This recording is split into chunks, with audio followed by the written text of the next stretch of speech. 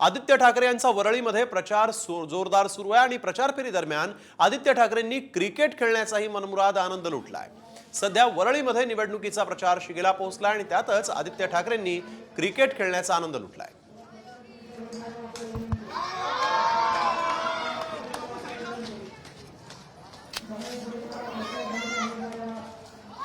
तर आदित्य ठाकरेंशी एक्सक्लुझिव्ह बातचीत केली आहे आमचे प्रतिनिधी सचिन गाड। आदित्यजी, ही खरं तुमची दुसरी टर्म आहे। एक अँटी इन्कम्बन्सीचा फॅक्टर असतो, मात्र गर्दी ही गेल्या वेळेपेक्षा जास्त दिसते। नक्कीच प्रेम दिसते, कारण 5 वर्षात केलेलं काम आहे आणि हेच फार महत्त्वाचं असतं। लोकांचं प्रेम, लोकांचे आशीर्वाद आणि केलेलं काम हे काही 3 महिने आधी जागा होऊन होत नाही। एक्साइटमेंट असताना मी नेहमी सांगतो तर त्या वयोगटाला मतदानाचा अधिकार असतात, आम्हाला बहुमत मिळत असतं। उद्धव साहेबांवर पण त्यांचंच प्रेम आहे। जे झालं ते झालं, पण महाराष्ट्रात 5 वर्षात भाजपने जो घाणेरडं राजकारण खेळून ठेवलेलं आहे त्याच्याबद्दल काय?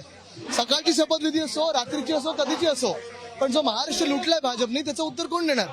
जो महाराष्ट्रात लाठीचार्ज झाला जरांगे पाटील साहेबांवर त्याचं उत्तर कोण देणार? वारकऱ्यांवर लाठीचार्ज झाला त्याचं उत्तर कोण देणार? एकदा आम्ही बीडीडी बनवतो ती बघा, ही आमच्या काळात सुरू झाली होती।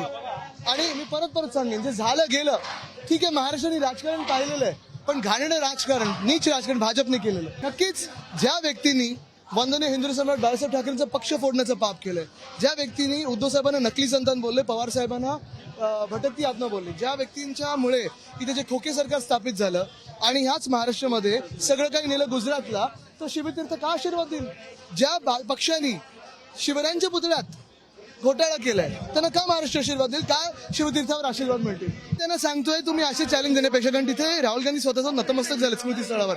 पहिलं मोदी साहेबांनी सांगावं की एअरबस स्टार्टअप तिथे गेल्यानंतर गुजरातमध्ये का रोड शो काढला, कारण महाराष्ट्रातून नेलं म्हणून।